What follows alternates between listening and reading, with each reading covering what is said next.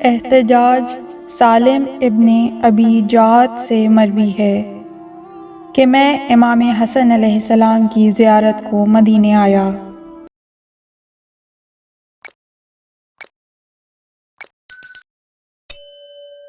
میں آپ کے پاس بیٹھا تھا، آپ باتیں کر رہے تھے کہ یکا یک آپ کو قے ہوئی۔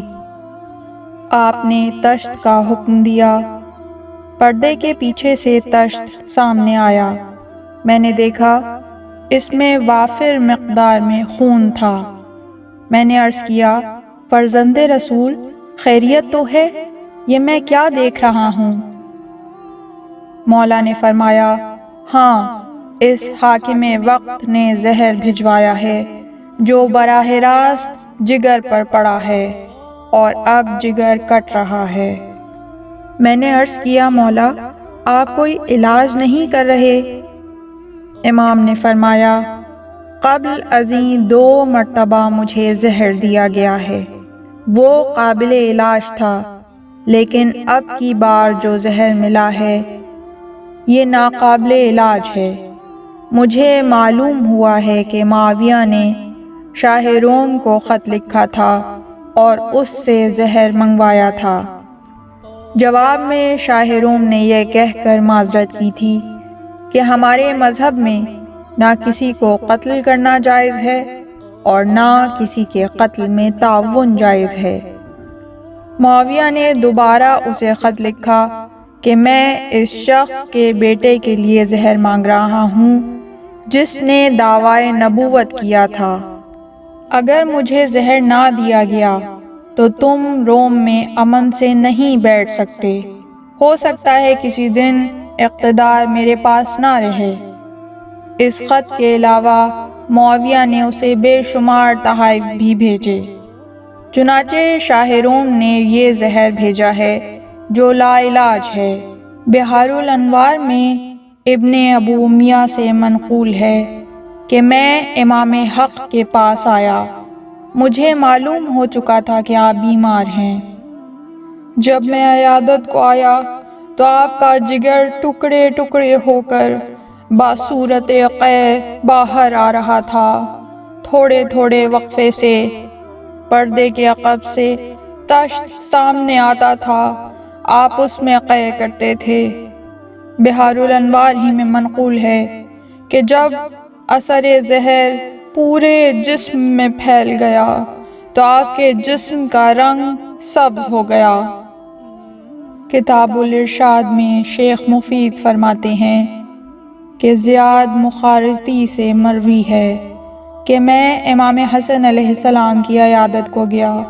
میں نے دیکھا آپ کا جگر ٹکڑوں کی صورت تشت میں رکھا تھا۔ امام حسین علیہ السلام آپ کے پاس بیٹھے تھے۔ آپ نے امام حسین علیہ السلام سے فرمایا، بھیا جس نے مجھے زہر دیا ہے اسے ہرگز معترض نہ ہونا، اللہ میرا انتقام اچھا لے گا۔ میری پرواز روح کے بعد میری آنکھوں پر ہاتھ خود رکھنا، مجھے غسل خود دینا، کفن بھی خود ہی دینا۔ میری وصیت ہے کہ مجھے روضہ رسول میں لے جانا تاکہ میں تجدید عہد کر لوں۔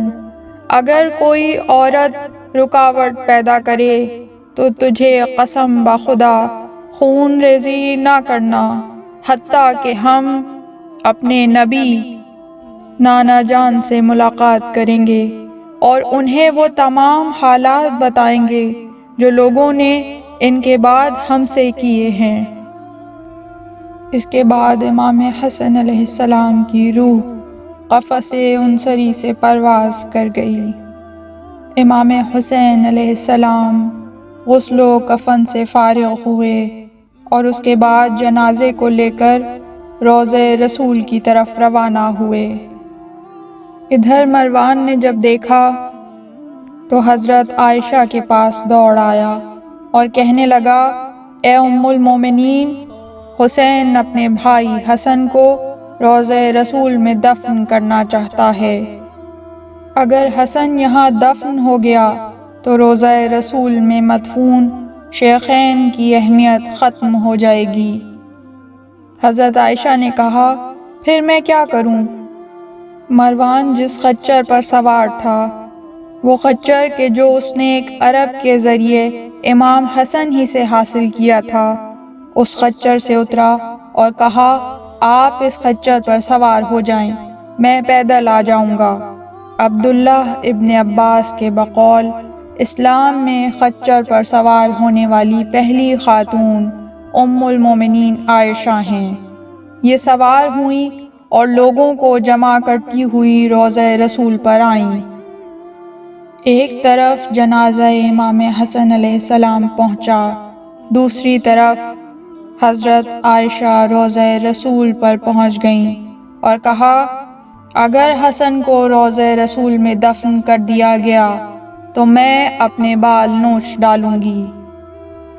ان کی طرف سے اور دیگر افراد بھی یہاں پہنچ چکے تھے، وہ اشارے کے منتظر تھے۔ اشارہ ملتے ہی انہوں نے تیر اندازی شروع کر دی۔ عبداللہ ابن عباس آگے بڑھے اور حضرت عائشہ سے کہا ایسے ہی جنازے پر تیر اندازی شروع کرا دی ہے، کم از کم پہلے پوچھ لیا ہوتا کہ ہم دفن کرنے بھی لگے ہیں یا نہیں۔ حیرت ہے، کبھی اونٹ پر سواری اور کبھی خچر پر۔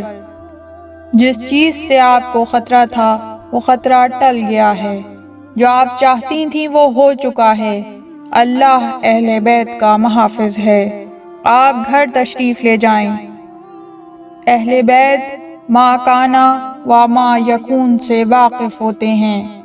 حسن کو سب کچھ معلوم تھا، اسی لیے انہوں نے وصیت کر دی تھی کہ مجھے روضہ رسول میں دفن نہ کرنا، ہم صرف تبرکاً وصیت کے مطابق طواف روضہ رسول کرانے آئے تھے۔ امام حسین علیہ السلام نے فرمایا اے حرم رسول، آپ کو یہ زیب نہیں دیتا تھا، اگر آپ عیادت کے لیے آ جاتی تو آپ کو معلوم ہو جاتا کہ ہم با ارادہ دفن یہاں نہیں آئے ہیں۔ آپ کے پڑوس میں 40 دن زہر سے فرزند رسول صاحب فراش رہے ہیں، اگر وصیت نہ ہوتی کہ مجھے جنت البقیع میں دفن کرنا تو پھر ہم دیکھ لیتے کہ آپ کی فوج کیسے روکتی ہے۔ امام حسن علیہ السلام کا جسم چونکہ تمام کا تمام تیروں میں چھپ گیا تھا اور کفن پھٹ چکا تھا، اس لیے ایک مرتبہ جنازے کو پھر گھر لایا گیا۔ 70 تیر جنازے سے نکالے گئے۔ دوبارہ جنازہ گھر سے اٹھا اور جنت البقیع میں لا کر بنت رسول کے پہلو میں دفن کر دیا گیا۔ انا للہ و انا الیہ راجعون۔ الا لعنت اللہ علی القوم الظالمین۔ اس طرح کی مزید تحقیقی، علمی اور تاریخی ویڈیوز دیکھنے کے لیے چینل کو سبسکرائب کیجیے اور بیل آئیکن پہ کلک کیجیے۔ ویڈیو کو لائک کریں اور کامنٹس کے ذریعے بتائیے کہ آپ کو ویڈیو کیسی لگی۔ اگلی ویڈیو تک کے لیے خدا نگہدار۔